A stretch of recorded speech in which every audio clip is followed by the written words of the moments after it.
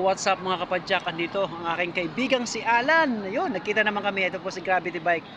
Ayan, nagkita naman yung magkaibigan ng dalawa. Ayan, ang ganda ng pagka-setup niya mga kapadyak. Ayan, oh. Ayan. Ayan, nagkita naman kami ng dalawa ni Alan. Ayan. Ito, may mga ano po dito. Dito po kami sa By the Bay, yan. Sa SM, sa may SM, yan. So ayan, may mga namamasyal po rito.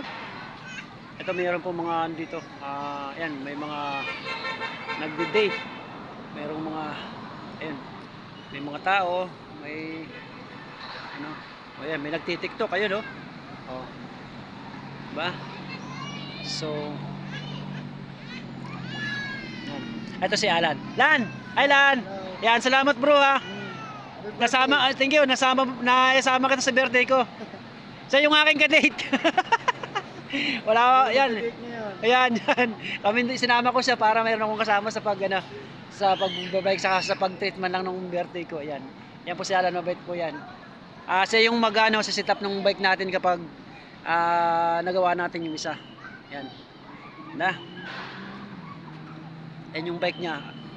Itong bike na to, ano to, nakapunta ng Kabiang, pumunta ng Redpal, pumunta ng Antipolo, pumunta ng dami na itong naikot.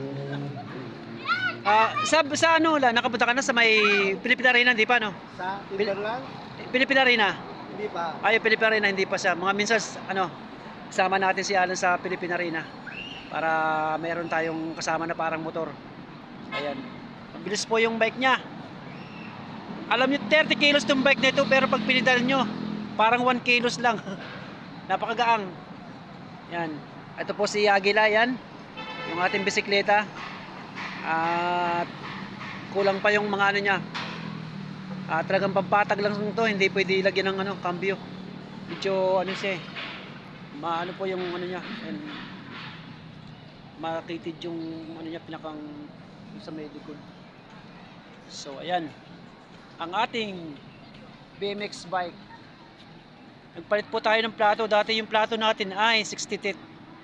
So pinalitan po natin ng 50 na lang. Tapos sa likod mga 18 kasi mahirap sa padyakan kapag paakyat.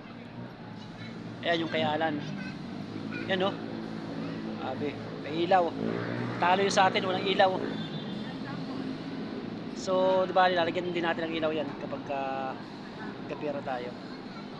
So, yan po. Ito si Gravity Bike. Yan, ang ganda mga kapadyak ko. Lapitan natin. Yan. Ano siya, may pulsos siya, tapos 10 ano siya, 10 speed siya. Tapos maganda yung gulong niya. Maganda yung ilaw niya. Hindi siya aluminum, ano lang siya yung. Tapos halimaw daw yung driver. Kasi kung saan umakyat. Magaang po ano to, magaang yung ano niya, yung manibela niya, sobrang gaang. Parang motor talaga, magaang yung manibela niya. Maganda ng pag-setup niya.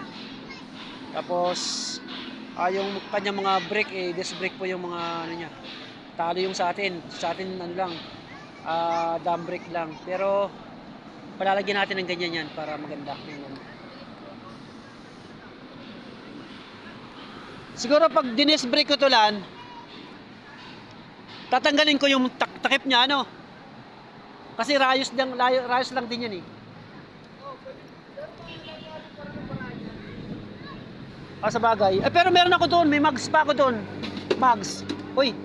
Oh, may mags pa ako doon. Pwede siguro yung mags, no? Pwede kung sige. Yan. Ayan si Ma'am. Nahulog yung kanyang dadala.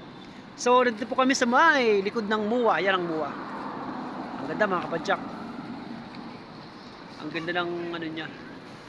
Bali, may mga ilaw-ilaw pa dito ngayon. Hindi pa na tatanggal yung iba, yung sa ano ng mga Christmas light. Ang oras natin ay 7:30. Sumaga pa, 1:00 tayo uwi ng gabi. Joke lang. Baka pagalitan si Alan. Ayan. So, ayan mga kapadyak. So, yun lang po. Bye-bye and God bless.